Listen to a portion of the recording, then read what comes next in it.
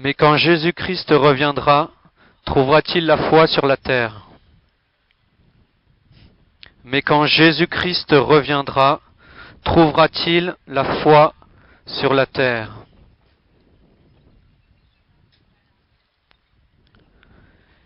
Mais quand Jésus-Christ reviendra, trouvera-t-il la foi sur la terre?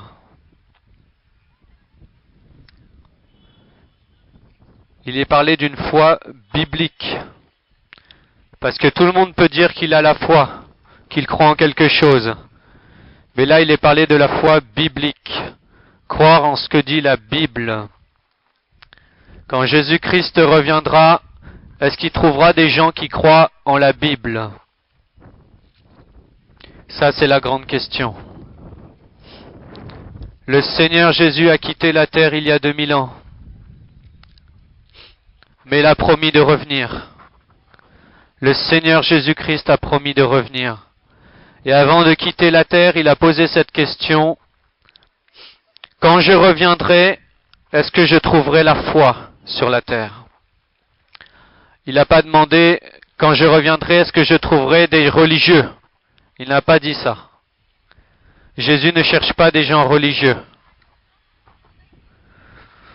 Parce que la religion a beaucoup manipulé. La religion a beaucoup manipulé les gens. Le Seigneur a dit, mais quand Jésus-Christ reviendra, trouvera-t-il la foi sur la terre? Est-ce qu'il trouvera des gens qui croient encore à la Bible et qui obéissent à ce que dit la Bible? Le Seigneur revient bientôt. Le Seigneur Jésus-Christ. Il est assis sur son trône, le Seigneur. Le Seigneur est sur son trône. Regardez, levez les yeux vers le ciel. Vous verrez le Seigneur sur son trône. Oh, le Seigneur est saint. Il est sur un trône qui est saint. Son nom est saint. Jésus est saint.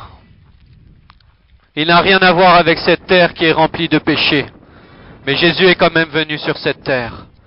Mais le Seigneur est saint. Il est assis sur son trône.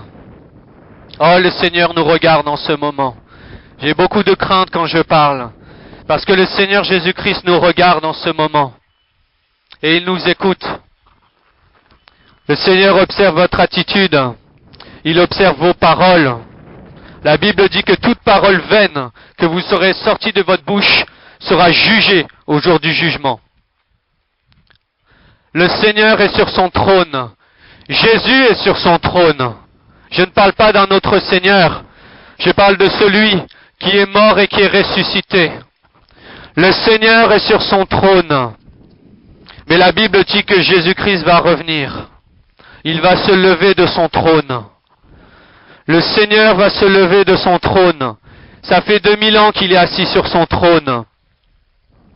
Jésus-Christ, quand il est venu sur terre il y a 2000 ans, les hommes l'ont rejeté. Les hommes l'ont méprisé. Il est venu parmi son peuple, c'était des Juifs. Ils l'ont rejeté. Il a dit qu'il était le Messie. Et il a prouvé qu'il était le Messie, en accomplissant plein de prophéties. Ils l'ont crucifié à une croix, dans d'horribles souffrances. Des clous dans les mains, des clous dans les pieds. On a tressé une couronne d'épines qu'on a posée sur sa tête. Et qu'est-ce qu'on a fait? On a pris un bâton et on a tapé sur sa tête pour que les épines rentrent dans le cuir chevelu, pour qu'il souffre. Beaucoup de sang a coulé à la croix. Beaucoup de sang. C'était le sang d'un innocent. C'est pas comme nous qui sommes des coupables. Tous les hommes sont coupables. Mais Jésus était un innocent. Et on l'a crucifié sur une croix. On l'a mis dans un tombeau. On a surveillé son tombeau parce qu'il avait dit qu'il ressusciterait. On avait peur qu'il ressuscite. On a mis des gardes devant le tombeau. Pendant 3 jours et 3 nuits, Jésus n'est pas sorti. Mais au bout du 3e jour, qu'est-ce qui se passe? Un ange vient et il ouvre la pierre. Et là, à l'intérieur du sépulcre, il n'y a plus personne. Le sépulcre était vide. On ne trouve que des bandes. Parce qu'on a embaumé le corps. On a trouvé les bandes vides.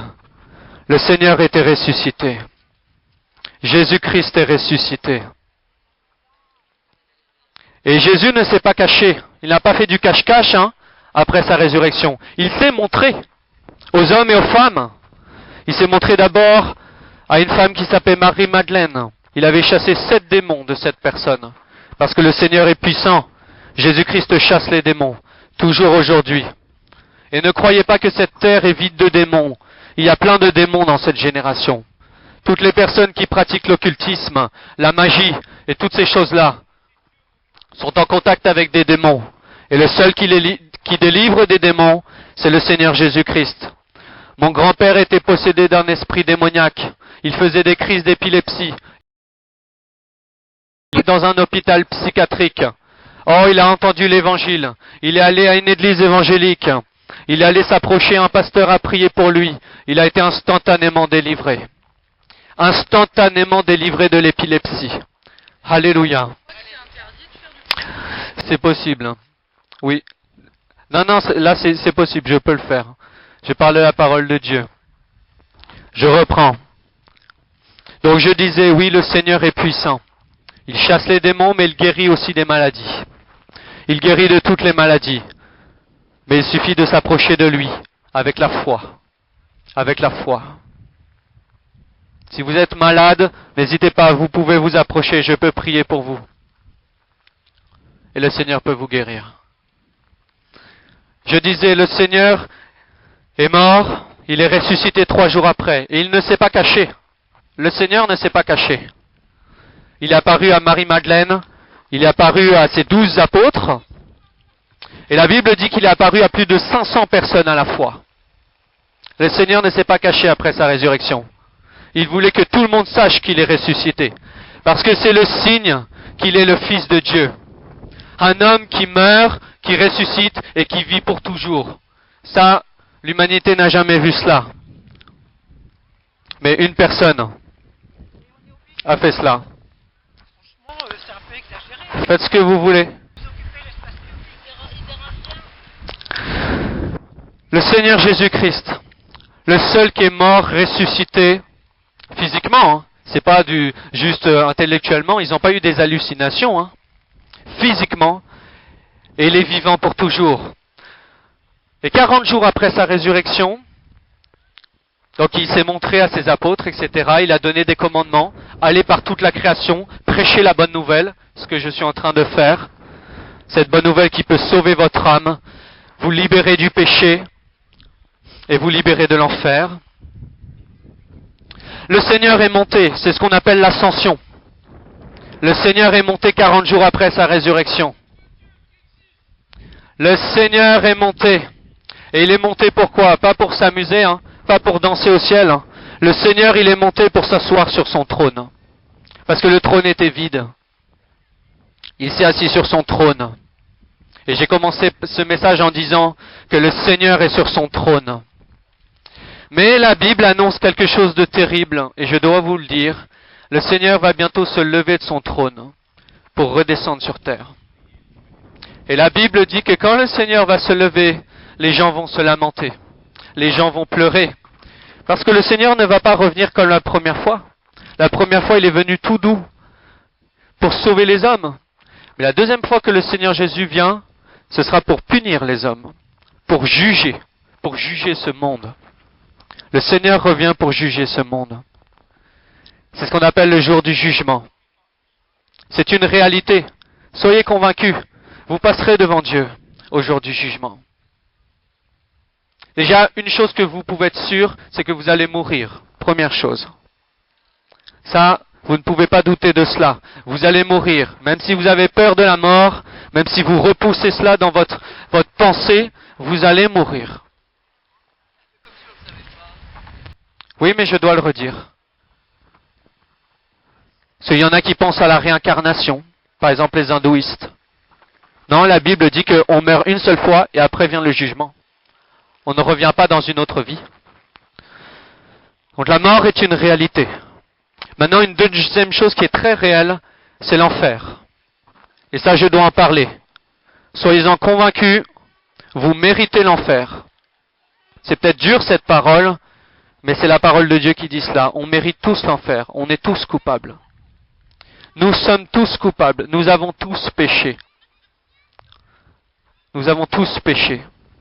Tous péché. Et si on va une fois en enfer, on n'y ressort pas. Hein. Il n'y a pas une porte de sortie. Hein.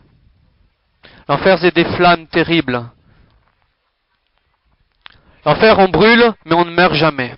C'est éternel, l'enfer. Et l'enfer, on est rempli de regrets. Des regrets d'avoir vécu notre vie, d'avoir perdu notre temps, de nous être rebellés contre Dieu. Plein de regrets, plein de regrets. Dieu demande à tous les hommes de lire la Bible. Dieu demande à tous les hommes de lire la Bible. Ce livre est le seul livre qui pourra vous expliquer votre destin, ce qu'il y a après la mort, pourra vous expliquer l'état de votre âme. Bon, je vais lire maintenant la Bible. J'ai beaucoup parlé, mais je vais lire. Je vais lire une parabole de Jésus-Christ. Luc chapitre 18. C'est pas le moment de partir, hein. Là, c'est la parole de Dieu. Je parlais déjà de la parole de Dieu, mais là, je vais lire le texte. Le Saint Livre, la Sainte Bible. Luc chapitre 18. Mais quand le Fils de l'homme, donc Jésus-Christ, viendra, trouvera-t-il la foi sur la terre? Il leur dit cette parabole en vue de certaines personnes se persuadant qu'elles étaient justes. Des personnes innocentes, personnes qui se croient qui sont meilleures, qui n'ont pas péché. Jésus a adressé une parabole pour ces gens-là. 2 hommes montèrent au temple pour prier. L'un était pharisien, l'autre était publicain. Les pharisiens, c'était une secte juive. Et publicain, c'est quelqu'un qui collectait les impôts. Quelqu'un simple. Donc 2 hommes montèrent au temple pour prier. L'un était pharisien et l'autre publicain. Le pharisien, debout, priait ainsi en lui-même: Ô Dieu, je te rends grâce de ce que je ne suis pas comme le reste des hommes, qui sont ravisseurs, injustes, adultères, ou même comme ce publicain. Je jeûne 2 fois la semaine. Je donne la dîme de tous mes revenus. La dîme, c'était 1/10 de l'argent qu'il recevait, il devait le donner. Et la dîme est toujours d'actualité dans le christianisme, d'ailleurs. Donc ce pharisien, il se glorifiait, il priait, il disait, voilà, je suis pas comme les autres, je suis meilleur que les autres, voilà, je suis pas un adultère, je suis pas un injuste, je jeûne 2 fois la semaine, voilà, je prie, je fais le ramadan, enfin, tout ce que vous voulez. Il se mettait en valeur par toutes ces bonnes actions. Et à côté, il y avait le publicain. Le publicain, se tenant à distance, n'osait même pas lever les yeux au ciel. Mais il se frappait la poitrine en disant: Ô Dieu, sois apaisé envers moi, qui suis un pécheur. Le publicain se tenait à distance, je répète, n'osait même pas lever les yeux au ciel, mais se frappait la poitrine en disant: Ô Dieu, sois apaisé envers moi, qui suis un pécheur. Et Jésus répond: Je vous le dis, celui-ci, donc le publicain, descendit dans sa maison justifié. Justifié, c'est rendu innocent. Plutôt que l'autre. Je vous le dis, celui-ci descendit dans sa maison justifié plutôt que l'autre. Car quiconque s'élève sera abaissé, et quiconque s'abaisse sera élevé.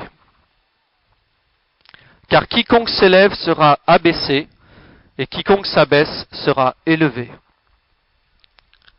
Alors j'aimerais commenter ce passage de la Bible, commenter de manière biblique. Je ne suis pas un historien, je ne vais pas apporter des commentaires historiques. Je ne suis pas un archéologue non plus. Je ne vais pas apporter des commentaires archéologiques. Je ne suis pas un psychologue aussi, je ne vais pas apporter des commentaires psychologiques. Non, je vais commenter ce passage de manière biblique, en parlant de l'Évangile. Donc ce passage parle de deux personnes, et c'est très caractéristique de notre monde. Un pharisien et un publicain. Les deux croient en Dieu, les deux montent au temple pour prier, mais la différence est dans leur manière de s'approcher de Dieu, de considérer Dieu, et de se considérer soi-même. Le pharisien, il prie, déjà il prie debout, et il dit, ô Dieu, la première chose qu'il dit, je te rends grâce que je ne suis pas comme le reste de ces hommes. Cet homme s'élève, il se pense meilleur que les autres. Et ça, Dieu déteste cela. Dieu déteste l'orgueil. Soyez-en sûrs, une chose que Dieu déteste, c'est l'orgueil. C'est l'orgueil. Ce pharisien se croyait meilleur que les autres. Il disait, je te rends grâce de ce que je ne suis pas comme le reste de ces hommes qui sont ravisseurs, injustes, adultères. En plus, il cite des catégories. Il cite des catégories. Comme si lui n'était pas dans une catégorie. Peut-être qu'il n'était pas adultère, peut-être qu'il n'était pas ravisseur, mais c'était peut-être un menteur. C'était peut-être un orgueilleux, déjà. C'était peut-être un menteur. C'était peut-être... qu'est-ce que je peux dire d'autre? Un ivrogne. Il était forcément dans une catégorie. Forcément dans une catégorie. Et je dois lire un passage de la Bible qui parle de plusieurs catégories de péché. C'est très important pour savoir, pour comprendre que l'on est pécheur. Donc je vais le lire dans 1 Timothée, chapitre 1. La loi. Ces hommes pharisiens étaient très à cheval sur la loi. Ils connaissaient très bien la loi. Mais il n'y avait pas d'amour. Ils appliquaient la loi, mais sans amour. Et la loi, qu'est-ce que dit la loi? Dans 1 Timothée, chapitre 1, verset 8. Nous n'ignorons pas que la loi est bonne, pourvu qu'on en fasse un usage légitime. Sachant bien que la loi, donc on parle de la loi de Dieu, et si notre monde respectait la loi de Dieu, il irait bien mieux. Sachant bien que la loi n'est pas faite pour le juste, mais pour les méchants, les rebelles, les impies, les pécheurs, les irréligieux, les profanes, les parricides. Parricides, c'est ceux qui tuent leur père. Les meurtriers. La loi est faite pour ces gens-là. Les impudiques, ceux qui vivent dans l'immoralité sexuelle, la perversion sexuelle. La pudicité en grec, c'est porneia. Ça a donné pornographie. Étymologiquement, le mot pornographie veut dire écriture de la prostituée. Porneia, c'est prostitution. Graphie, c'est écriture. Ils laissent les traces de leur prostitution par des photos et des images, et le monde en est rempli. Et vous ne pensez pas que Dieu va juger cela? Vous ne pensez pas que Dieu va juger toute l'impudicité qu'il y a dans ce monde et en France? La loi est faite aussi pour ces gens-là. La loi est faite aussi pour les infâmes. Alors je dois en parler, c'est la parole de Dieu, je ne vais pas me taire. Les infâmes dans la Bible, en comparant avec d'autres passages, c'est les homosexuels. La loi est faite pour cela aussi. Alors dans l'Ancien Testament, la loi, oui, condamnait les homosexuels en les lapidant. Bon, grâce à Dieu, le Seigneur Jésus est venu, il a aboli la loi, mais ça n'empêche pas qu'ils sont toujours coupables. Tout comme les autres hommes. Oui, l'homosexualité est un péché. Mais Jésus-Christ est aussi mort pour les homosexuels à la croix. Il est aussi mort pour eux. Ça parle aussi des voleurs d'hommes. Les voleurs d'hommes, c'est ceux qui... comment je vais expliquer ça? Ceux qui faisaient du marchandise d'esclaves. Ceux qui avaient des esclaves. Et ils échangeaient des esclaves, etc. Les voleurs d'hommes. Ça existe toujours aujourd'hui dans notre monde. Il y a des esclaves au Yémen. On les appelle les Yézidis. C'est des femmes. Elles sont esclaves d'hommes islamiques. Elles sont obligées de répondre à tous leurs désirs. Elles ont 12, 13, 14 ans. Parce que c'est l'âge idéal pour eux, avec Aïcha et le prophète Mohammed. Ce sont des esclaves de ces hommes. Ça existe toujours. Ça existe toujours.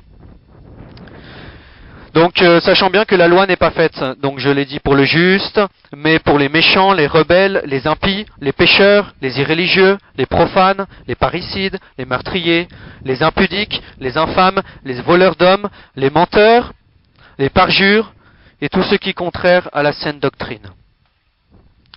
La loi est faite pour cela. Et on est tous condamnés par la loi. Nous sommes tous des pécheurs. Ne pensez pas que vous êtes saints. Ah, c'est le diable qui veut vous dire ça. Mais vous n'êtes pas saints. On a tous péché. Je me mets dans le lot, hein. Je ne suis pas meilleur que vous. On a tous péché. Tous péché. Et les conséquences du péché sont terribles. La plus grande conséquence, c'est l'enfer. Vous pouvez rigoler, monsieur, hein.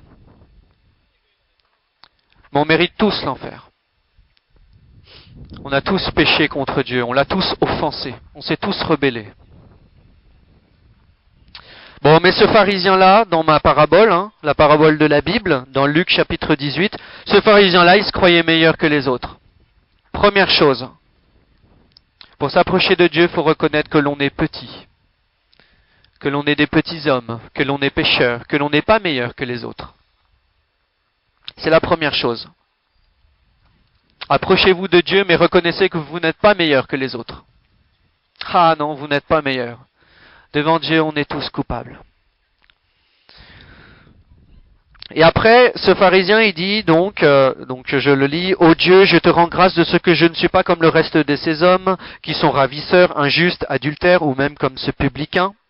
Je jeûne 2 fois la semaine, je donne la dîme de tous mes revenus. » Donc après que ce pharisien ne reconnaît pas qu'il est coupable, il est encore assez orgueilleux pour mettre sa confiance dans ses bonnes œuvres.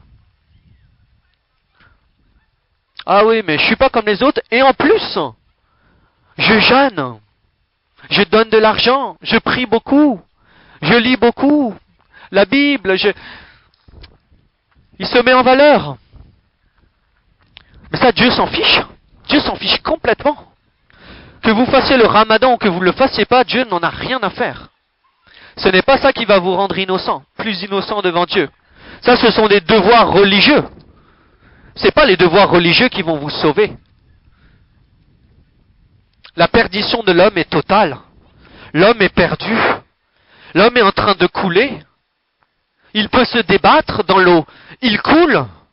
Il faut que ce soit quelqu'un d'extérieur qui le sauve. Ce soit un sauveur. Et le seul, c'est Jésus-Christ. Mais vous ne pouvez pas vous sauver vous-même. Ce n'est pas en jeûnant 2 fois par semaine.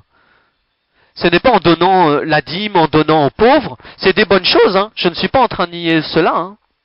Mais c'est pas en faisant cela que l'on se sauve.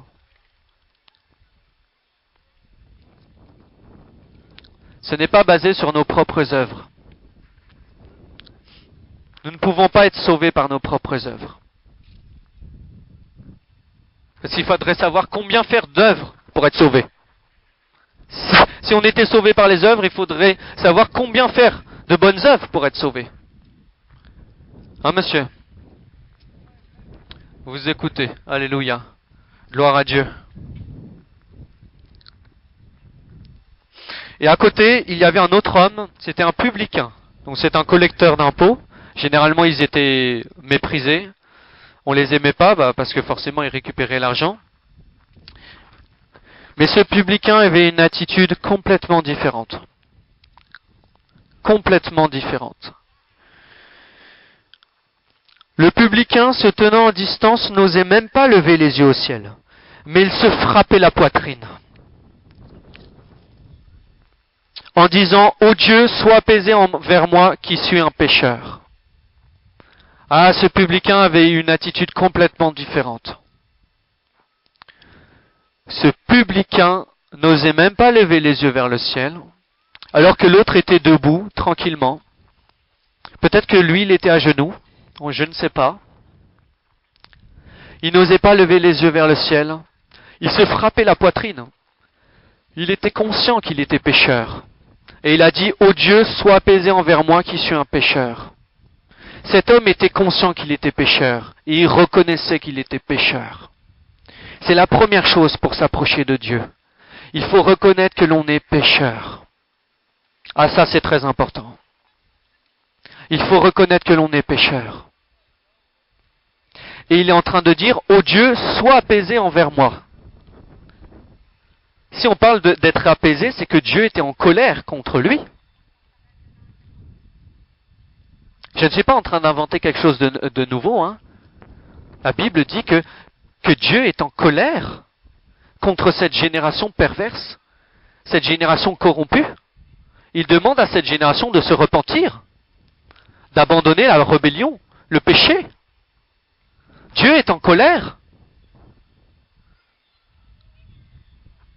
Dieu est en colère contre vous.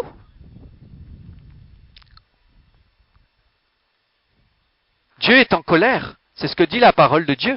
Ô Dieu, sois apaisé envers moi, qui suis un pécheur. Dieu était en colère contre cet homme. Mais l'histoire ne s'arrête pas là.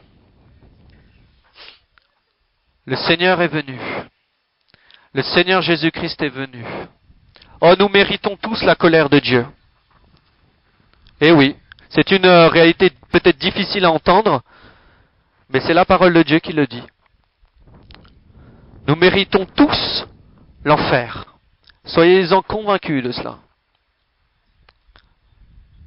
On mérite tous cela. Mais le Seigneur nous aime. Mais le Seigneur nous aime. Mais le Seigneur nous aime. Alléluia. Dieu a envoyé son Fils. Dieu a envoyé son Fils pour nous sauver. Nous sauver de la colère qui arrive. Dieu va déchaîner sa colère sur ce monde. Oui, Dieu va déchaîner sa colère. Les gens vivent comme s'il n'y a pas le jour du jugement. Vous vivez comme si ce monde va toujours exister. Non. Cette humanité va prendre fin. Repentez-vous. Repentez-vous. C'est vrai, la Bible dit que dans la fin des temps, il y aura de plus en plus de moqueurs. Seigneur, touche-les. Bon, c'est la parole de Dieu. C'est la réalité de la parole de Dieu. Mais le Seigneur est venu. Le Seigneur est venu nous sauver. Nous sauver de nos péchés. Nous sauver de notre misère. Nous sauver de notre boue. Le Seigneur est venu il y a 2000 ans. Dieu a envoyé son Fils unique, sur cette terre, pour nous délivrer. Je vais lire ce que dit la Bible dans Romains chapitre 3. Elle parle du sacrifice de Jésus-Christ. Pourquoi Jésus est venu? Romains chapitre 3. Je vais lire le long passage. Il est important de l'entendre. À partir du verset 9. Romains chapitre 3, verset 9. Sommes-nous plus excellents? Nullement. Car nous avons déjà prouvé que tous, juifs et grecs, et quand on parle de la Bible de grec, ça voulait dire les nations qui étaient païennes autour. Nous avons déjà prouvé que tous, juifs et grecs, sont sous l'empire du péché. Selon qu'il est écrit, il n'y a point de juste, pas même un seul. Nul n'est intelligent, nul ne cherche Dieu. Tous sont égarés, tous sont pervertis. Il n'en est aucun qui fasse le bien, pas même un seul. Leur gosier est un sépulcre ouvert. Ils se servent de leur langue pour tromper. Ils ont sous leurs lèvres un venin d'aspic, en gros un venin de serpent. Leur bouche est pleine de malédiction et d'amertume. Oui, par notre bouche, on peut blesser les gens. On peut maudire les gens. C'est terrible ce que peut faire la langue. C'est terrible ce que peut faire votre langue. Mais c'est plus profond que cela, c'est le cœur qui est mauvais. Si le cœur est mauvais, la langue va raconter que des choses mauvaises. C'est pour ça que votre cœur doit être purifié par le sang de Jésus-Christ. Leur bouche est pleine de malédiction et d'amertume. Ils ont les pieds légers pour répandre le sang. Ah. C'est ce que dit la Bible. Hein. La destruction et le malheur sont sur leur route. Sur la route des hommes. Destruction et le malheur. Ils ne connaissent pas le chemin de la paix. Ah, ça, bah oui, c'est sûr, vous le voyez dans ce monde. Les hommes ne connaissent pas le chemin de la paix. La crainte de Dieu n'est pas devant leurs yeux. Les hommes vivent comme si Dieu n'existait pas. Comme si Dieu ne va pas rendre compte de toutes vos actions. Le jour du jugement est là. Il faut craindre Dieu. Craignez Dieu. Dieu vous regarde en ce moment. Dieu vous écoute. Même plus loin que ça. Dieu lit vos pensées. Dieu connaît vos pensées. Il lit vos pensées. La crainte de Dieu n'est pas devant leurs yeux. Or, nous savons que tout ce que dit la loi, elle le dit à ceux qui sont sous la loi, afin que toute bouche soit fermée et que tout le monde soit reconnu coupable devant Dieu. Donc ça, j'ai déjà insisté beaucoup sur ça. Car nul ne sera justifié devant lui par les œuvres de la loi, puisque c'est par la loi que vient la connaissance du péché. Maintenant, je voudrais insister sur la justice de Dieu et sur le sacrifice de Jésus-Christ. Mais maintenant, sans la loi est manifestée la justice de Dieu, à laquelle rendent témoignage la loi et les prophètes. Justice de Dieu par la foi en Jésus-Christ pour tous ceux qui croient. Il n'y a point de distinction. La Bible dit il n'y a point de distinction. Tous peuvent être sauvés. Il suffit de croire en Jésus. Il n'y a pas de distinction d'âge. Les plus jeunes, les plus âgés. Il n'y a pas de distinction de race, de nationalité, d'hommes, de femmes, de handicapés ou non. Il n'y a pas de ça. Il n'y a pas de distinction. Il suffit de croire en Jésus-Christ pour être rendu juste, pour être innocent devant Dieu. Et la Bible dit, car tous ont péché et sont privés de la gloire de Dieu. Et ils sont gratuitement justifiés par sa grâce, par le moyen de la rédemption qui est en Jésus-Christ. Ils sont gratuitement. Il y a le mot gratuit. C'est écrit, c'est gratuit. Le salut, c'est gratuit. On ne va jamais vous demander de donner 1000 € pour être sauvé et aller au paradis. Pourtant, l'Église catholique a fait ça. Hein.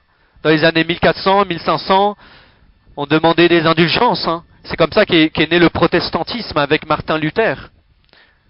Mais Dieu ne va jamais vous demander de l'argent hein, pour être sauvé. C'est gratuit le salut. C'est gratuit. Il faut recevoir Jésus-Christ, la grâce de Jésus. Je voudrais insister sur les versets qui sont là. Verset 25. C'est lui, donc lui là c'est Jésus, c'est lui que Dieu a destiné par son sang à être pour ceux qui croiraient victime propitiatoire afin de montrer sa justice parce qu'il avait laissé impunis les péchés commis auparavant au temps de sa patience, afin, dis-je, de montrer sa justice dans le temps présent, de manière à être juste, tout en justifiant celui qui a la foi en Jésus. Je vais le relire. C'est lui que Dieu a destiné, par son sang, à être pour ceux qui croiraient victime propitiatoire. Propitiatoire, ça veut dire, victime propitiatoire, c'est une victime qui apaise la colère de quelqu'un. Là, il est dit que Jésus est mort à la croix pour apaiser la colère de Dieu envers nous. Et que tous ceux qui croient en Jésus, ils sont délivrés de cette colère-là. C'est merveilleux. Ils sont délivrés de cette colère-là. Par le sang de Jésus. C'est par son sang. C'est par son sang.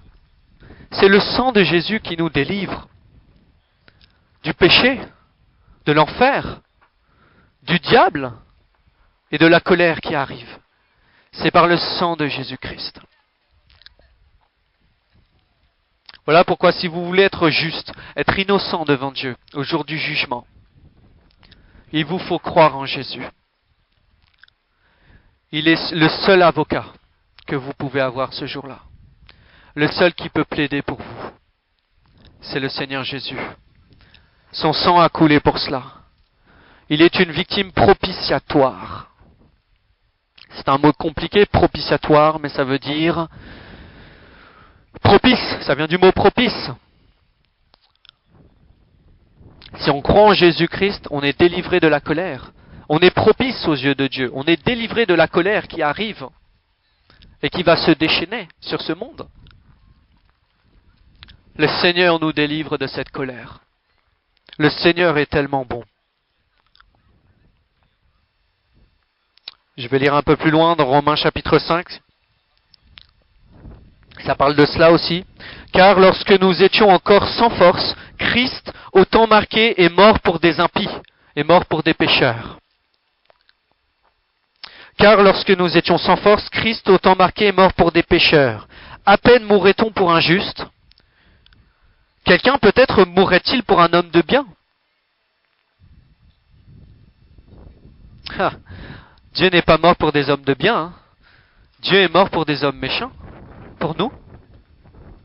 C'est facile de mourir pour quelqu'un qui est bien, pour quelqu'un qui nous aime. Mais mourir pour quelqu'un qui nous déteste, ça c'est une autre paire de manches. À peine mourrait-on pour un juste. Quelqu'un peut-être mourrait-il pour un homme de bien.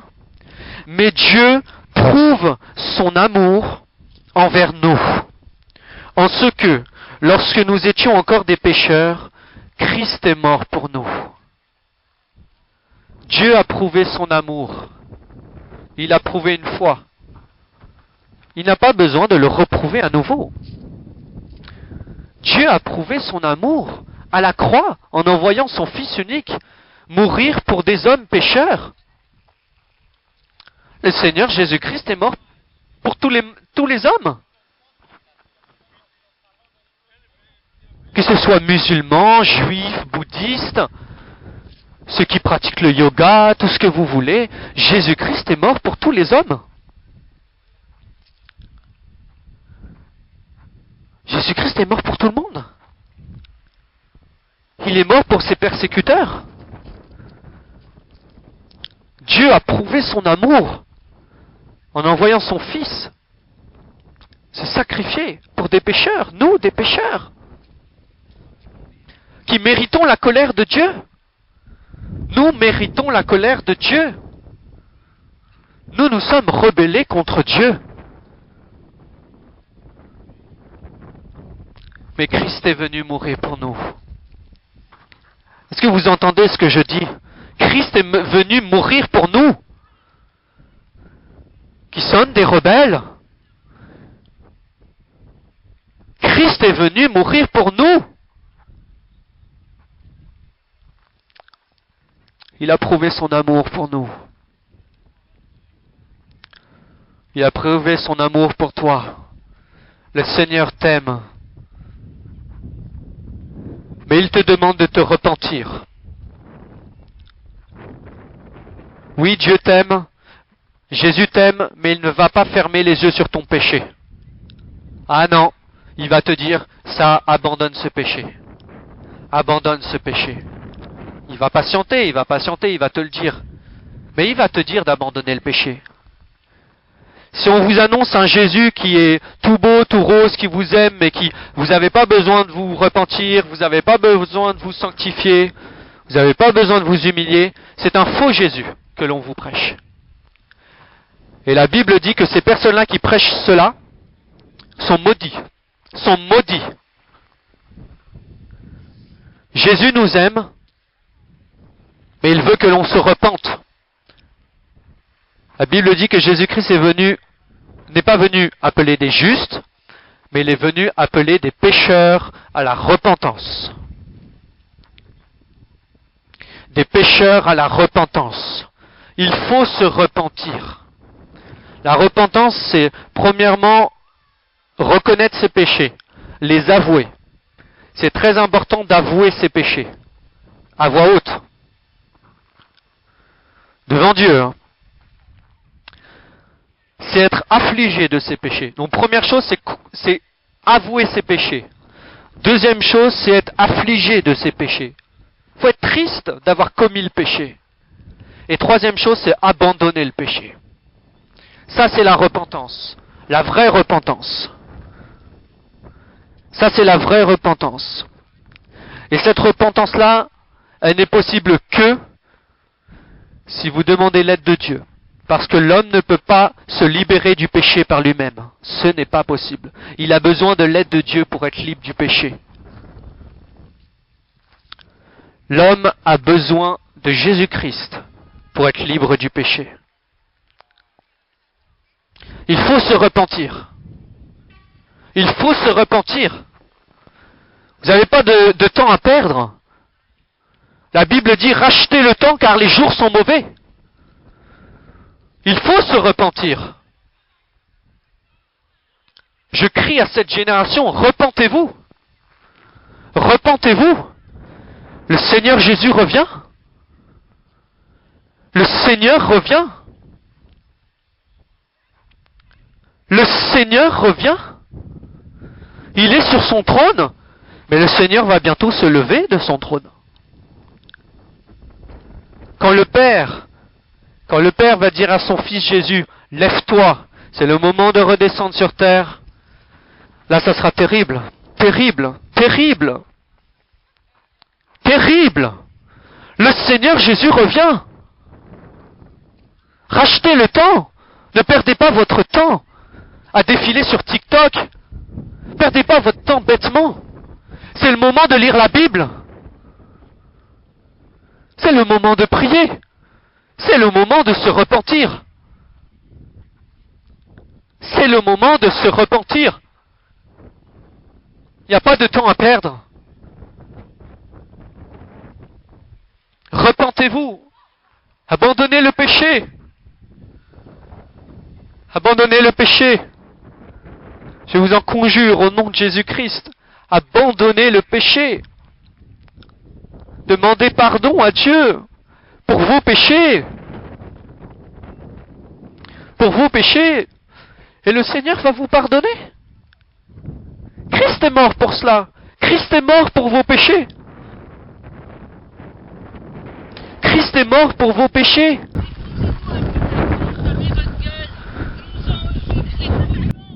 Christ est mort pour vos péchés, madame. Christ est mort pour vos insultes. Repentez-vous.